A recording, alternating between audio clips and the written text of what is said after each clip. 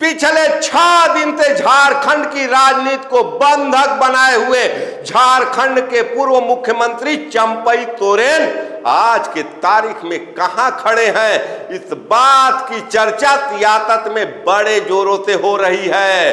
वैसे तो चंपई सोरेन के सियासत का केंद्र रांची शहर होना चाहिए, लेकिन जो शहर इस समय सुर्खियां बटोर रहा है वो शहर कभी कोलकाता है तो कभी देश की राजधानी नई दिल्ली। चंपई बाबू रांची से कोलकाता, कोलकाता से नई दिल्ली तक का सफर कर लिए और नई दिल्ली से वापस रांची भी आ गए।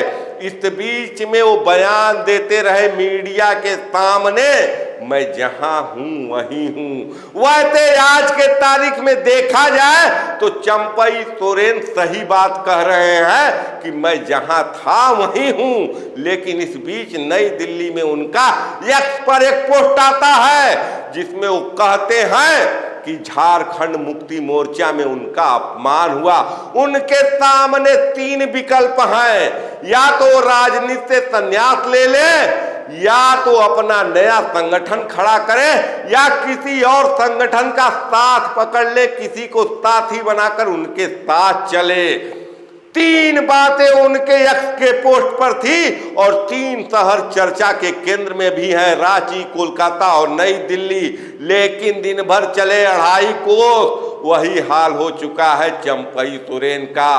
कहीं न कहीं झारखंड जहां नवंबर दिसंबर में विधानसभा के भी चुनाव होने वाले हैं और ये लगभग तय हो चुका है कि चंपई सोरेन झारखंड मुक्ति मोर्चा का साथ छोड़ भारतीय जनता पार्टी में जाएंगे।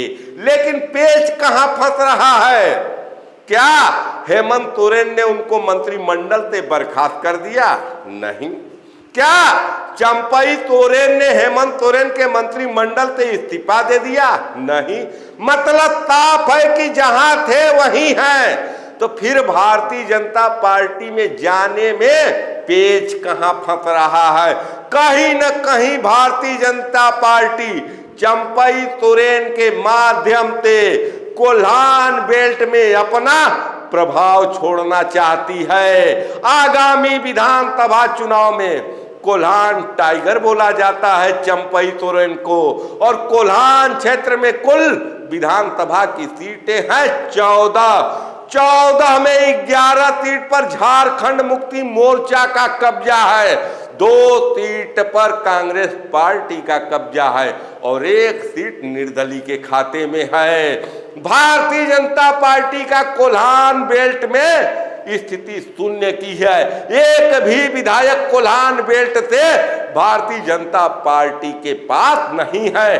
कहीं न कहीं आज भारतीय जनता पार्टी चंपई सोरेन के माध्यम से कोल्हान क्षेत्र में अपना प्रभाव स्थापित करना चाहती है और इसके लिए भारतीय जनता पार्टी ने टास्क दे दिया है चंपई सोरेन को।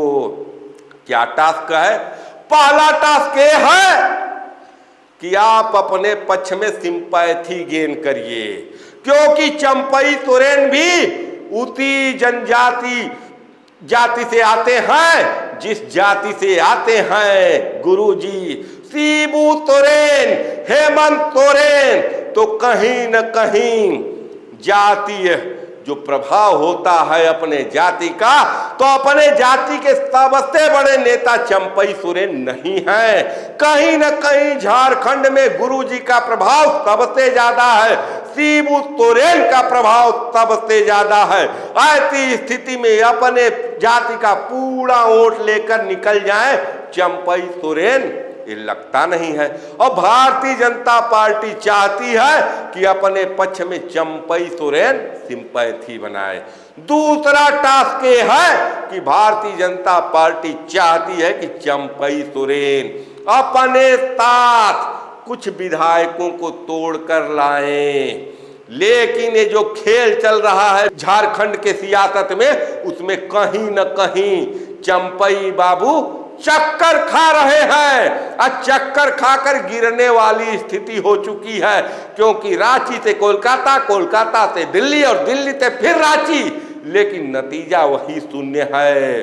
कहीं न कहीं हेमंत सोरेन ने बयान देकर कि पैसे से पार्टी तोड़ा जा रहा है, पैसे से परिवार तोड़ा जा रहा है, कहीं न कहीं चंपई सोरेन के सिंपैथी गेन करने वाली स्थिति को हाशिए पर डाल दिया है।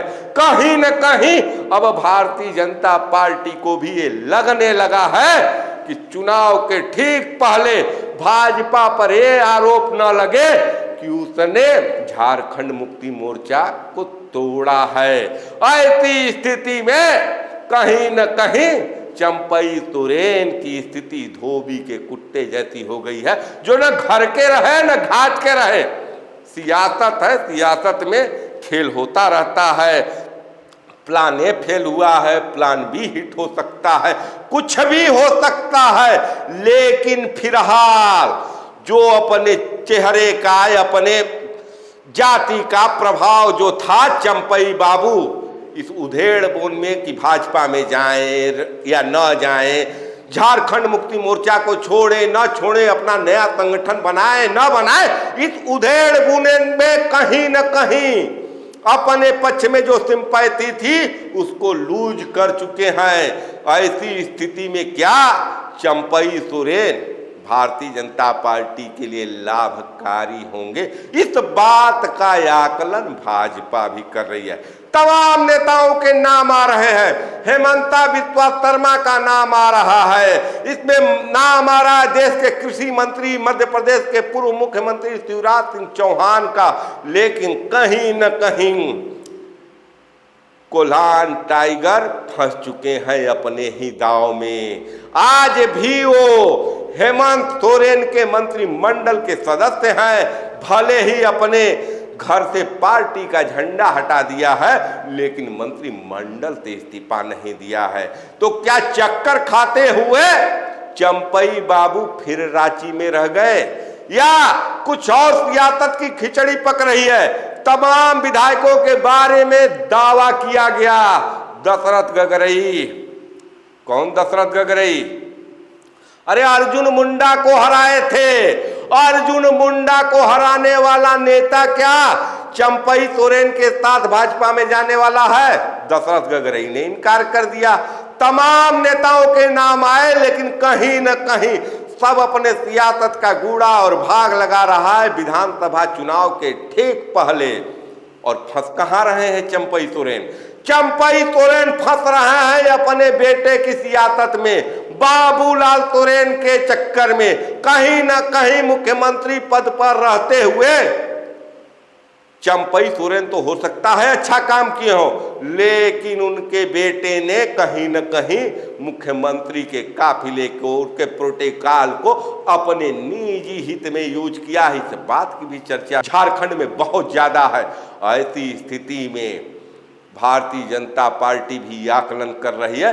तमाम ऑफर भाजपा के द्वारा दिया भी गया है, लेकिन ये सब स्पष्ट ऑफर नहीं है, खुला ऑफर नहीं है। ये सारे ऑफर बंद कमरे में दिए गए हैं और बंद कमरे की सियासत में उलझ कर रह गए हैं चंपई सोरेन। आप भी निगाह लगा कर रखिए कि झारखंड के राजनीति में विधानसभा चुनाव के पहले क्या होगा। लेकिन फिलहाल चंपई बाबू चक्कर खा रहे हैं झारखंड की राजनीति में। जय हिंद, जय भारत।